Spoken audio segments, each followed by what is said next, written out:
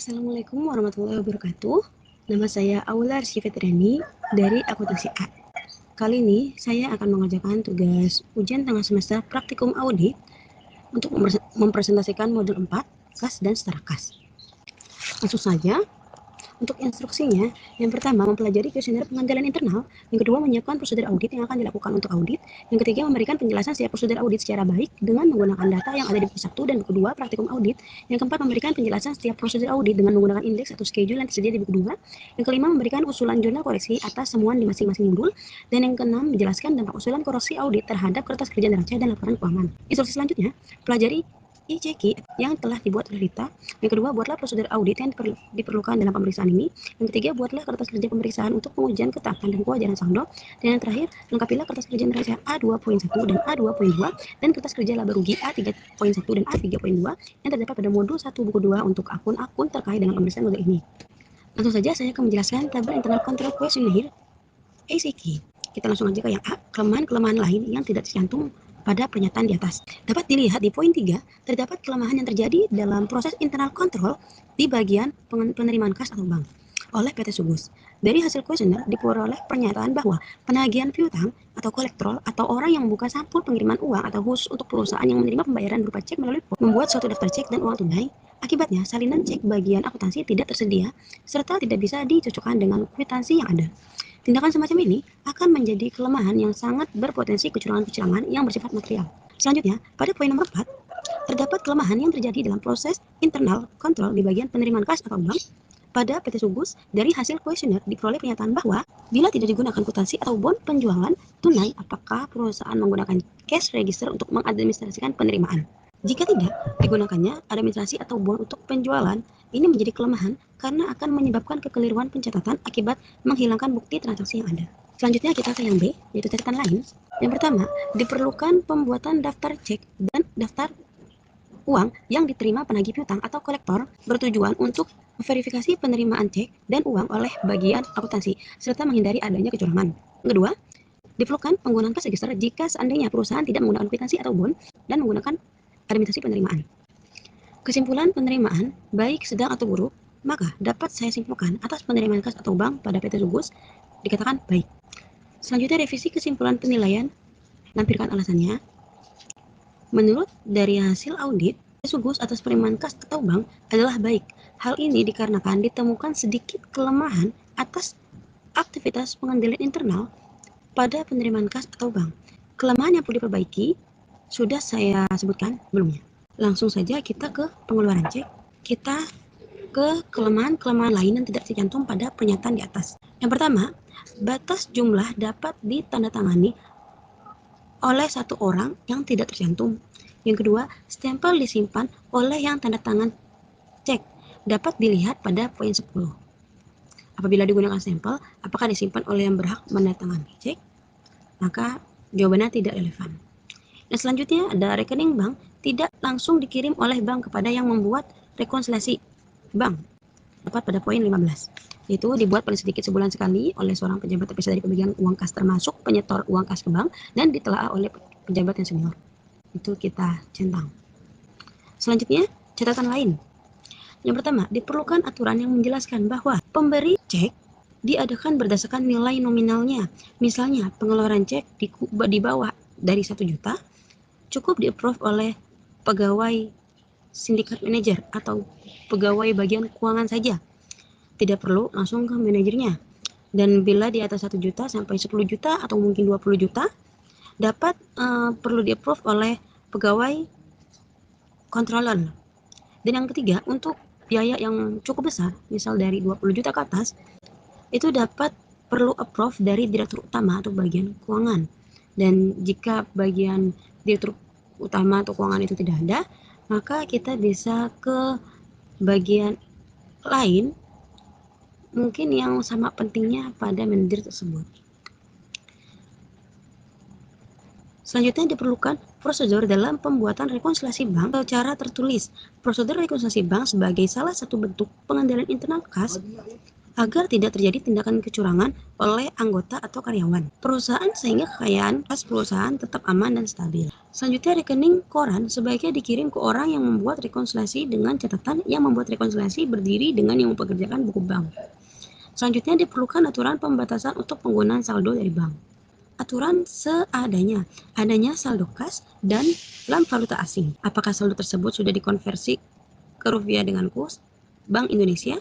Dan apakah selisih kurs yang terjadi sudah dibebankan atau dikreditkan ke rugi tahun berjalan.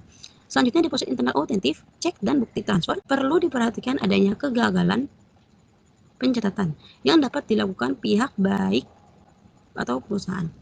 Blanko cek giro disimpan di tempat yang aman. Klien PT Sukus dilihat oleh Lita, schedule penerimaan kas bank tanggal 14 bulan 12 2018. Diperiksa oleh Dim Jati tanggal 18 bulan 12 2018, indeks strip periode 31 12 2018. Selanjutnya saya akan menjelaskan tentang prosedur audit. Untuk prosedur audit, ujian ketaatan. Yang pertama ada tentukan sampel bukti pengeluaran dan penerimaan kas atau bank yang akan diperiksa untuk meyakinkan keabsahan transaksi dan minta tanda tangan atau para pejabat-pejabat yang berwenang. Yang kedua, yakinkan bahwa apakah semua dokumen-dokumen yang dipertanggungjawabkan sudah lengkap dan distempel lunas untuk menghindari bukti-bukti tersebut dipakai berulang. Dari uji ketaatan nomor 1 dan 2 itu ada di indeks TOC2 dan TOC4. Selanjutnya, uji kewajaran kas. Pertama, siapkan schedule utama dari kas dan setara kas ada di indeks C. Yang kedua, lakukan perhitungan kas atau cash count secara mendadak dan serentak untuk semua jenis kas yang ada di perusahaan serta dibuatkan berita acara pemeriksaan. Itu ada di indeks C1 dan C2. Yang ketiga, yakinkan bahwa buku kas telah ditutup per tanggal pemeriksaan dan semua bukti pengeluaran dan penerimaan telah dibukukan. Ada C1 dan C2. Yang keempat, bandingkan saldo kas menurut perhitungan kas dan saldo buku kas ada di C1 dan C2. Selanjutnya, apabila perhitungan kas dilakukan sesudah tanggal neraca, lakukan prosedur penarikan mundur track back ke tanggal neraca, dan bila dilakukan sebelum tanggal neraca, lakukan penarikan maju track forward ke tanggal neraca, dan bandingkan saldo buku besar dengan saldo perhitungan kas setelah prosedur penarikan per tanggal neraca ada di indeks C1. Periksa penjumlahan voting cross voting lembaran-lembaran buku kas secara uji petik. Perhatikan pemindahan buku pada lembaran tersebut ke lembaran berikutnya. Jika kas kecil menggunakan sistem dana tetap Press Fund System, teliti apakah sudah ada pertanggungjawaban dari dana tetap sebelum diadakan pengisian kembali, serta pastikan apabila ada kas yang dalam mata uang asing telah dikonversikan ke dalam kurs yang benar per tanggal neraca. Itu kita centang semua karena asumsinya sesuai. Selanjutnya, buat daftar koreksi yang diperlukan, itu ada di indeks C. Buat kesimpulan dan komentar hasil pemeriksaan kas yang perlu diketahui oleh para partner serta saran kepada pihak manajemen yang juga merupakan salah satu penilaian terhadap mutu audit Anda. Strip. Selanjutnya, bank. Yang pertama, lakukan prosedur konfirmasi untuk semua akun bank yang masih aktif maupun yang sudah tidak aktif. Itu di indeks C, C3 dan C4. Yang kedua, minta dari klien hasil rekonsiliasi bank dan periksa kebenaran rekonsiliasi tersebut meliputi pencocokan saldo ataukah dengan saldo buku besar bank, pemeriksaan cek atau giro yang masih beredar, outstanding SQUI, dan setoran dalam perjalanan deposit in transit ada pada C3.1 dan C4.1. Yang ketiga, yakinlah bahwa saldo bank yang dalam mata uang asing telah dikonversikan ke dalam kurs yang benar per tanggal neraca. Yakinlah bahwa setiap pembukuan dan penutupan rekening bank mendapat persetujuan dari pejabat yang berwenang. Mintalah informasi mengapa perlu dibuka rekening baru maupun alasan dari penutupan rekening, itu kita strip. Selanjutnya, yakinkan bahwa tidak ada lapping atau window dressing dengan memeriksa bukti-bukti penerimaan dan pengeluaran akhir tanggal neraca. Itu ada di TOC2 dan TOC4. Selanjutnya, untuk rekening yang sudah tidak aktif, mintalah penjelasan dari klien sarankan untuk ditutup saja. Yang ketujuh, yakinkan bahwa semua rekening di bank merupakan rekening atas nama perusahaan bukan perorangan. Yang kedelapan, perhatikan apakah ada kelebihan saldo di bank yang tidak digunakan dalam waktu singkat dan sarankan sebaiknya didepositkan untuk mendapatkan tingkat bunga yang lebih tinggi. Itu kita centang. Selanjutnya yang kesembilan, periksa pendebitan dan pengkreditan yang ada dalam jurnal dan dibukukan ke buku besar, di mana ada pemeriksaan ini meliputi hal-hal sebagai berikut. Yang pertama, lakukan vouching bukti kas masuk, kas receipt voucher, dan bukti kas keluar, kas disbursement voucher untuk bulan Januari, Juli, dan Desember. Apakah penerimaan kas atau cek giro telah didukung kwitansi dan slip setoran bank untuk dikliringkan? Apakah setiap pengeluaran mendapat persetujuan dari pejabat yang berwenang dan didukung oleh dokumen yang diperlukan, misalnya permintaan pembelian, purchase requisition, pesanan pembelian, purchase order, laporan penerimaan barang, receipt report, surat jalan delivery order dari pemasok, dan faktur atau invoice. Lakukan uji penerimaan dalam buku cek giro atau dengan bukti kas masuk yang didukung slip setoran bank telah dibuat di jurnal dengan benar. Dan yang terakhir, jumlah yang tercantum dalam bukti kas keluar didukung oleh dokumen pendukung lainnya telah dicocokkan dengan jumlah giro yang dibayarkan. Itu ada di TOC 2 dan TOC 4. Selanjutnya, apakah ada hal-hal yang perlu diungkapkan dalam surat pernyataan klien atau client response letter, dan catat hal-hal yang perlu diberikan dalam saran-saran perbaikan kepada pihak manajemen dalam surat manajemen atau manajemen letter ada di indeks C. Buat kesimpulan dan kuesioner hasil pemeriksaan bank yang perlu diketahui oleh partner itu ada di indeks C. Klien PT Sugo schedule kas dan setara kas dibuat oleh Wijaya tanggal 5 Januari 2019, diperiksa oleh saya sendiri, Aula Rizky Fitriani, atau mungkin bisa diisi oleh nama kalian masing-masing. Tanggal 12 Maret 2019, indeks strip periode 31 Desember 2018. Yang terakhir, prosedur audit investasi jangka pendek. Yang pertama ada siapkan sinyal utama dari investasi jangka pendek. Itu ada di indeks D. Yang kedua, lakukan konfirmasi atas investasi yang dipegang oleh pihak lain apabila digunakan sebagai jaminan oleh pihak bank atau dikuasai oleh pihak broker atau pialang. Yang ketiga, meminta catatan kurs harga pasar pada tanggal neraca untuk saham dan dibandingkan dengan harga belinya. Itu kita strip aja. Yang keempat, periksa transaksi mutasi penambahan dan pengurangan dengan melihat bukti pembelian dan penjualan serta apakah telah mendapat persetujuan dari pejabat yang berwenang. Kelima, lakukan verifikasi atas dividen tunai atau saham dan penerimaan bunga deposito. Yang keenam, lakukan pengecekan pencatatan investasi apakah sudah sesuai dengan ketentuan standar akuntansi yang berlaku umum. Itu kita asumsikan bahwa ada dan kita indeks dicentang. Selanjutnya yang terakhir, perhatikan klasifikasi dari setara bahwa investasi tersebut segera akan jatuh tempo dalam 3 bulan atau kurang dari tanggal perolehannya, termasuk sebagai kelompok setara kas dan tidak dijadikan sebagai jaminan jika lebih dari 3 bulan termasuk investasi jangka pendek. Klien PT Sugus dibuat oleh Wijaya, diperiksa oleh Aula Rizky Fitriani atau nama kalian masing-masing. Indeks strip dibuat schedule investasi jangka pendek tanggal 5 Januari 2019, tanggal diperiksa oleh Fitriani tanggal 12 Maret 2019, periode 31 Desember 2018. Langsung saja kita ke indeks C. Untuk membuat indeks C, di indeks C ini ada kas besar, WPREF-nya C1, maka bisa dilihat mendapatkan hasil dari WPREF ini C1, maka kita sebelum ke indeks C ini, kita mengerjakan selain itu salah satunya di kas besar ada di C1. Maka kita lihat untuk C1-nya, ini berita acara pemeriksaan uang kas. Nama perusahaan PT Sugus dilakukan pada tanggal Sabtu 5 Januari 2019. Pemegang kas saudara atau saudari Sabrina. Sisa uang kas menurut buku besar. Yang pertama, ada sisa menurut buku kas pada tanggal 31 Desember 2018. Yang kedua, mutasi dari tanggal 1 Januari 2019 dapat dilihat pada buku 1 halaman 124 di 1 Januari 2019 sampai 5 Januari 2019 senilai 3 juta.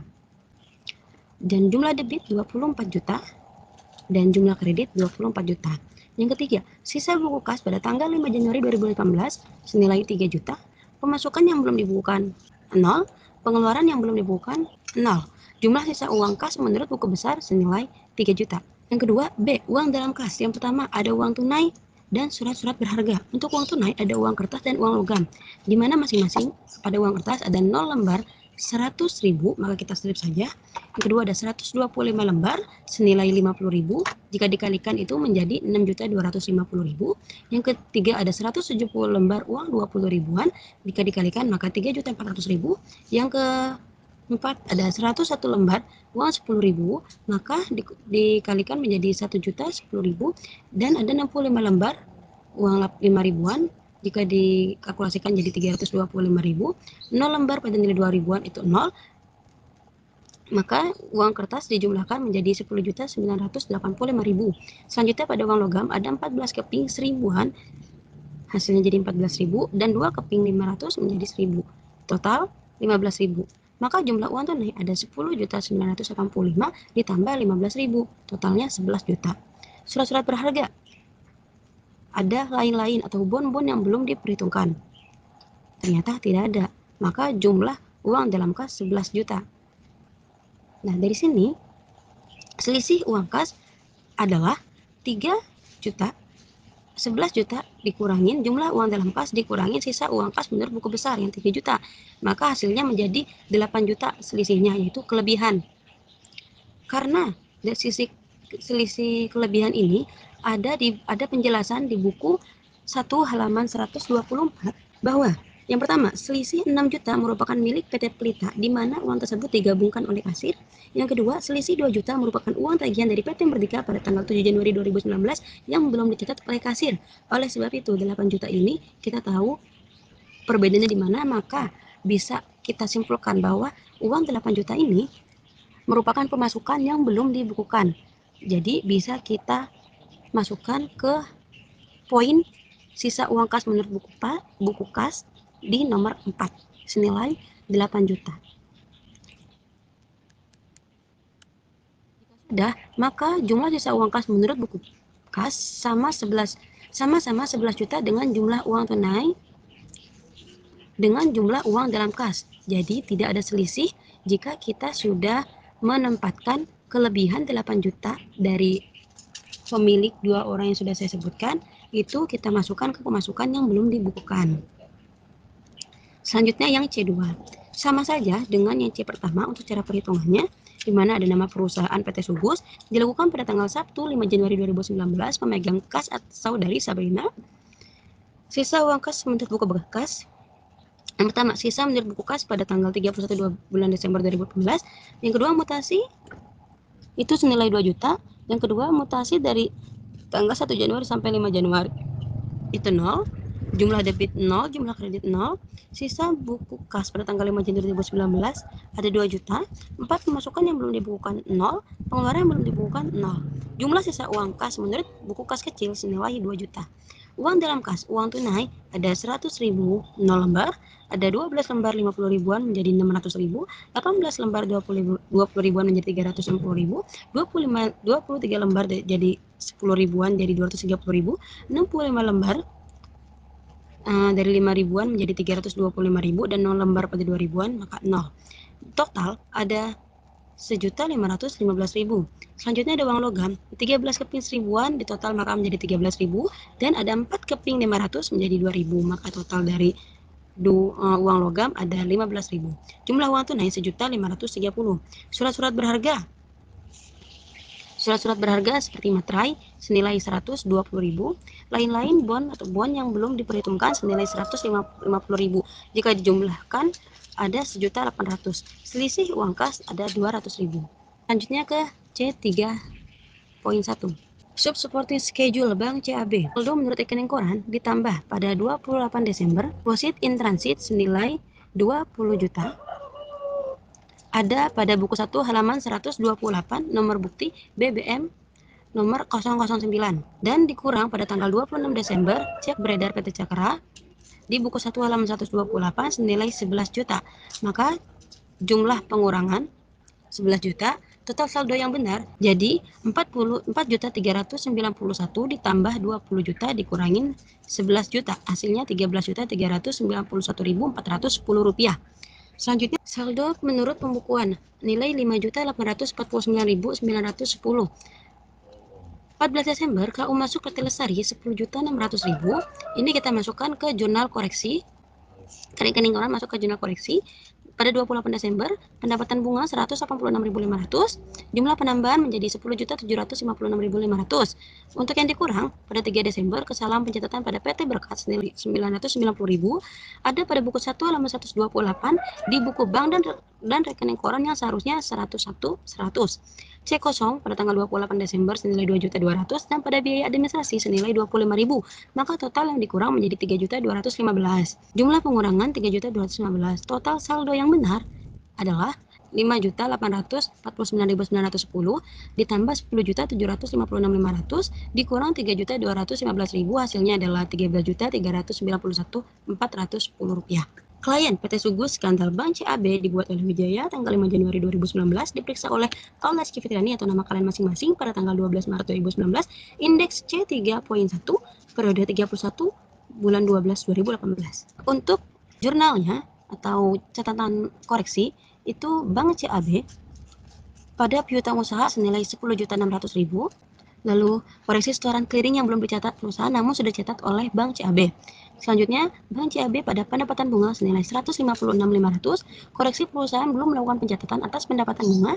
Selanjutnya ada biaya administrasi pada Bank CAB senilai 25.000, koreksi perusahaan belum melakukan pencatatan atas pembayaran administrasi. Selanjutnya ada piutang usaha pada Bank CAB senilai 2.200.000, koreksi perusahaan belum melakukan pencatatan atas tolakan clearing atau cek kosong dengan kode transaksi 1526751.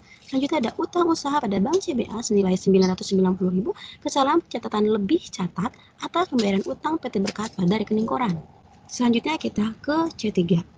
Untuk C3 ini sama dengan yang saya sebutkan sebelumnya, sama dengan jurnal atau koreksi yang ini, yang baru saja saya sebutkan. Selanjutnya langsung saja kita ke C4.1. Untuk C4.1 ada supporting schedule pada Bank Lopo. Saldo menurut rekening koran senilai Rp5.092.640, di mana ada pada tanggal 26 Desember itu terdapat kesalahan pencatatan senilai Rp37.500.000 dan 28 Desember ada deposit senilai 2 juta, total pada penambahan ada 39.500. Selanjutnya pada tanggal 17 Desember cek beredar PT Lang senilai 2 juta dan 21 Desember cek beredar PT Caraka senilai 5.500. Jumlah pengurangan senilai 7.500. Maka total saldo yang benar adalah 30.092 Rp92.640 dari 5 juta ditambah 39 dikurangin 7.500. Selanjutnya saldo menurut pembukuan ada Rp36.640.414, di mana pada 24 Desember dan 28 Desember itu ditambah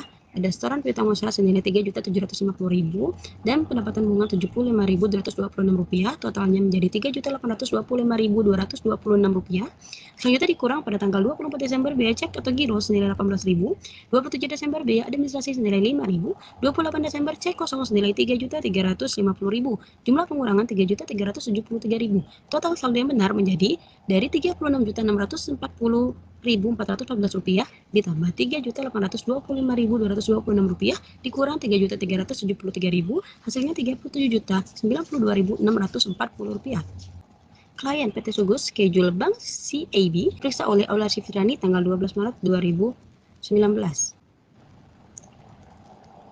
Selanjutnya untuk jurnal koreksinya pada Bank Lopo itu ada Bank Lopo piutang pada piutang usaha senilai Rp3.750.000, yaitu koreksi setoran clearing dengan kode transaksi 1363990 belum dicatat oleh perusahaan namun sudah dicatat oleh Bank Lopo.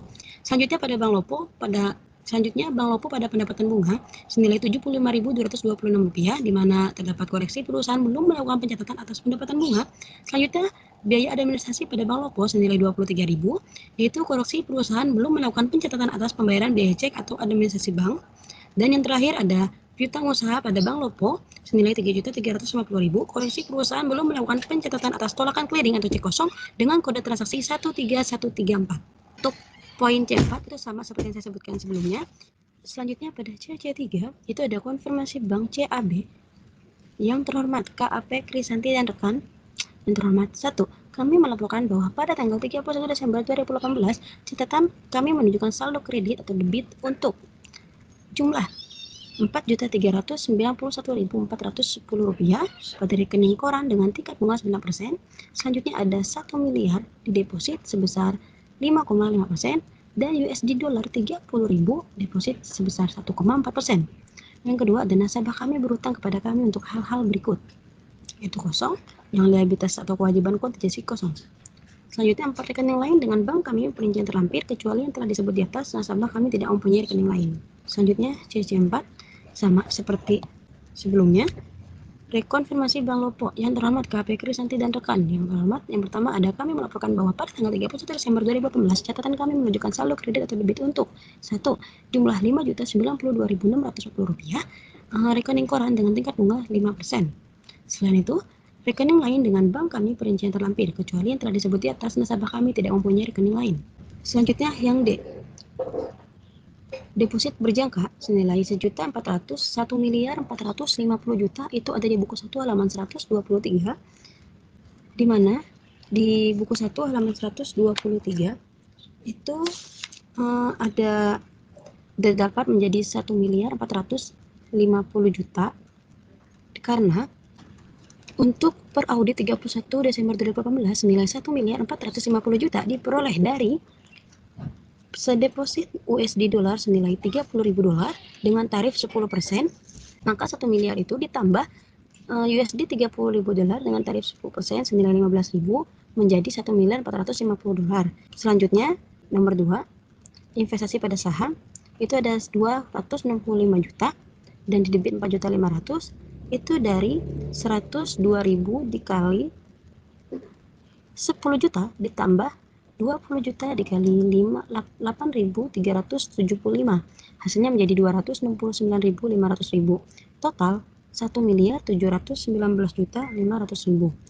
Klien PT Sugus, schedule investasi jangka pendek dibuat oleh Wijaya pada tanggal 5 Januari 2019, diperiksa oleh Aular Syifriani, saya sendiri, atau bisa diisi nama kalian masing-masing pada tanggal 12 Maret 2019, indeks D, periode 31 Desember 2018. Ini catatan pemeriksaan yang saya jelaskan barusan.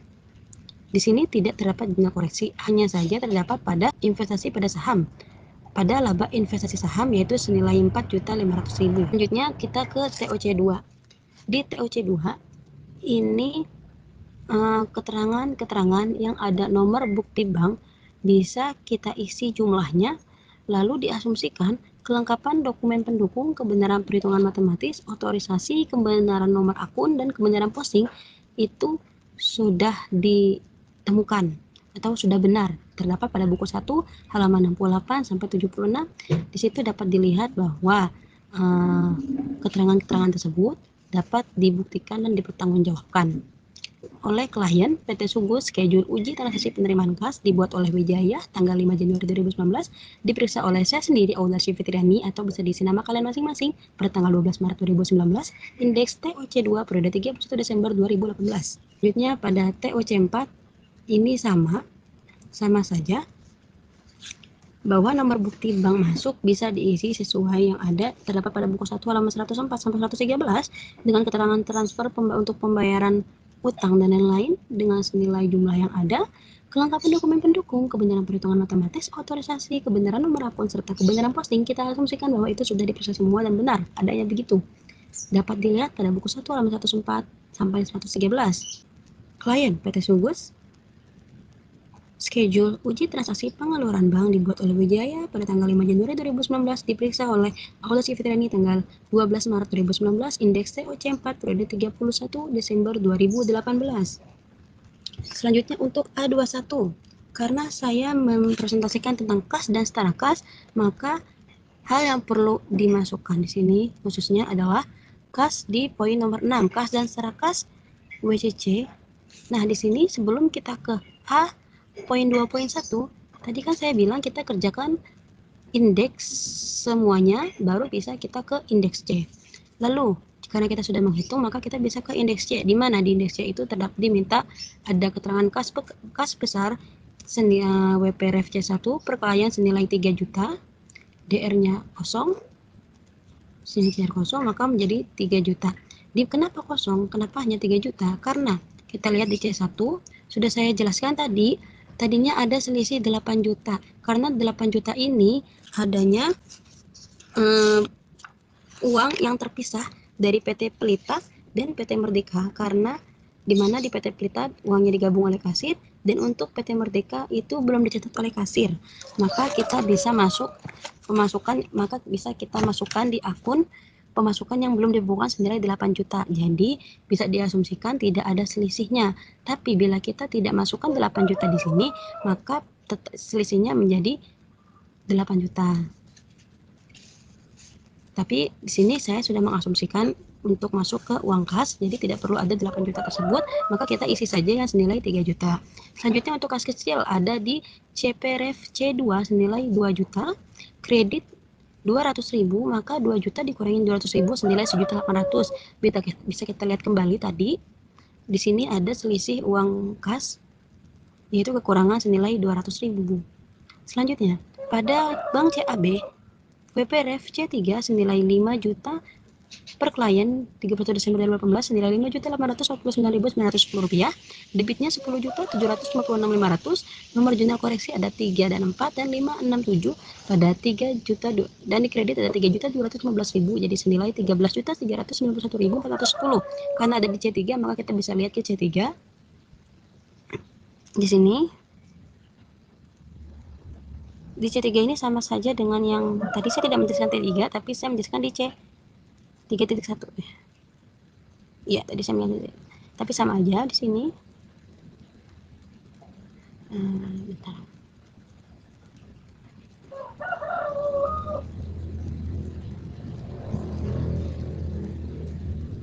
Di sini ada di jurnal koreksi D8 jurnal koreksi. Di sini saya letakkan di jurnal koreksi perhitungannya.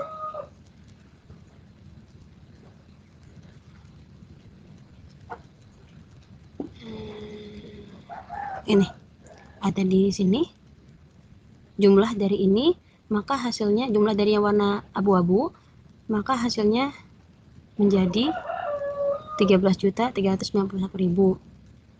Dan untuk yang Bank Lopo itu ada di C4 di sini. Cuma untuk perhitungannya saya memakai rumus di jurnal koreksi. Maka nilai 3.373.000 dari mana? Dari jurnal koreksi yang Bank Lopo. Kita jumlahkan saja di Bank Lopo ini, maka hasilnya menjadi 3.373.000. Totalnya dari 36.640.414 di debit Rp3.825.226 dan di kredit Rp3.373.000 menjadi Rp37.092.640. Total yang per klien 31 Desember 2018 senilai Rp47.533.789. Debitnya ada Rp14.581.726. Kreditnya ada Rp6.798.000 dan per audit pada tanggal 31 Desember 2018 senilai Rp55.284.050. Klien PT Sugus, schedule kas dan secara kas dibuat oleh Wijaya tanggal 5 Januari 2019, diperiksa oleh Aular Fitriani saya sendiri, atau bisa diisi nama klien masing-masing pada tanggal 12 Maret 2019, indeks C periode 31 Desember 2018. Catatan jurnal koreksi ini diperlukan pada kas. Ini sudah saya jelaskan sebelumnya, maka saya jelaskan kembali. Pada saat kas kecil ditemukan selisih kas kekurangan sebesar 200.000. Piutang lain-lain pada kas kecil itu yang ada di kas kecil ini sebesar 200.000 pada di indeks C2. Lalu ada beban lain-lain yang belum diperhitungkan pada kas kecil sebesar 270.000. Beban lain-lain pada kas kecil itu terdapat di beban lain-lain. Ini surat-surat berharga dan lain-lain. Jika ditotal menjadi 270.000. Seperti itu. Baik, sekian presentasi dari saya. Kurang lebihnya mohon maaf. Wabillahi taufiq wal hidayah. Wassalamualaikum warahmatullahi wabarakatuh.